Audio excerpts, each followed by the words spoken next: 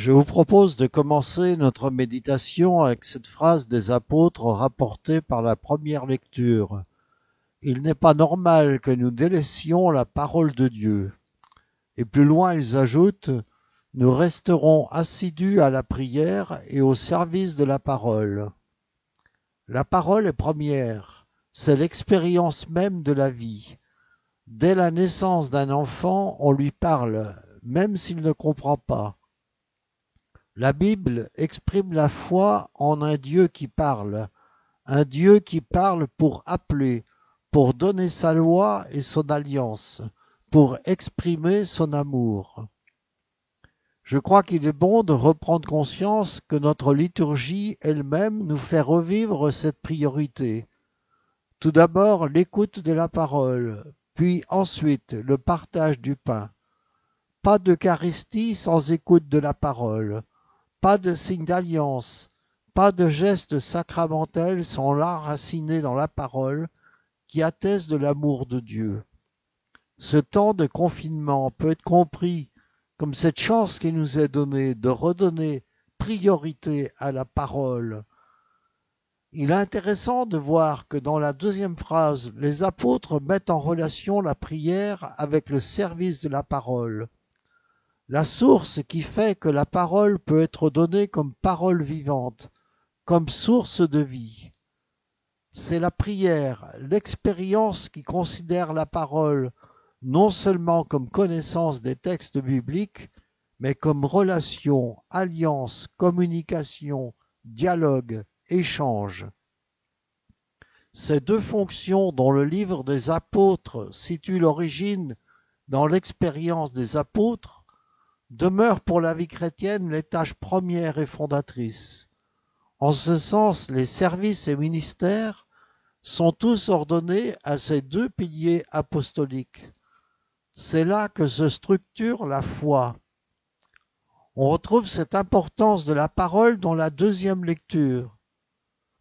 La pierre rejetée par les bâtisseurs est devenue la pierre d'angle, une pierre d'achoppement, un rocher sur lequel on trébuche.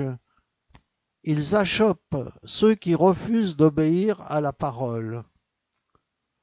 Beaucoup de spirituels insisteront pour dire que la première des vertus est l'écoute ou l'obéissance, la démarche qui donne place à la parole de l'autre. Certains, notamment des pères du désert, diront que cette obéissance-là est expérience de liberté, en ce sens qu'elle nous libère de nos propres pensées et opinions. Croire que la parole de l'autre peut être pour moi libératrice, parole neuve qui me fait sortir de fausses idées, qui m'engage sur un chemin d'exode, un chemin pascal, c'est simplement croire qu'en ce monde, il est possible d'avoir un a priori favorable sur l'autre qui vient. Les spirituels anciens y voyaient le premier pas sur le chemin du véritable amour, de l'amour exigeant de l'Évangile. La figure du Christ rejeté est selon saint Pierre figure du refus d'écouter, figure du rejet de Dieu lui-même.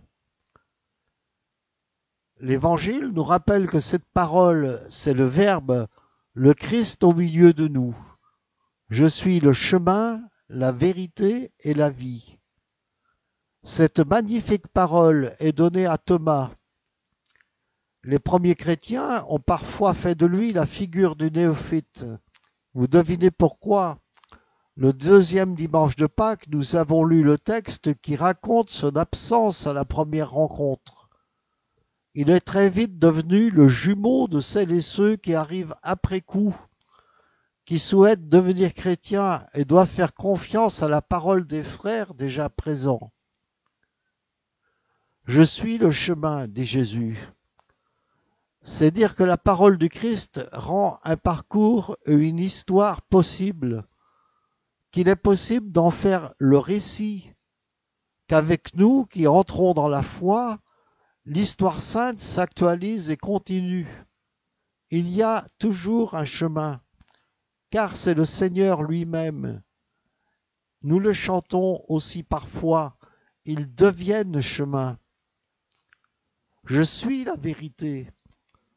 La parole qui est offerte est révélation et l'ouvre à l'intelligence de l'Écriture, mais aussi sur soi-même et sur les relations vécues. On devine aussi comme une progression. D'abord découvrir Jésus comme chemin et avec lui se mettre en route et risquer les premiers pas. Puis risquer l'aventure de la vérité, oser faire la vérité sur Dieu lui-même et comme dans notre prière, oser l'appeler Père. Comment? En s'approchant de celui qui a dit « Je suis la vérité » et en devenant soi-même plus vrai. Je suis la vie. L'Évangile en effet prolonge son texte en parlant des œuvres avec cette affirmation étonnante. Celui qui croit en moi accomplira les mêmes œuvres que moi, il en accomplira même de plus grandes.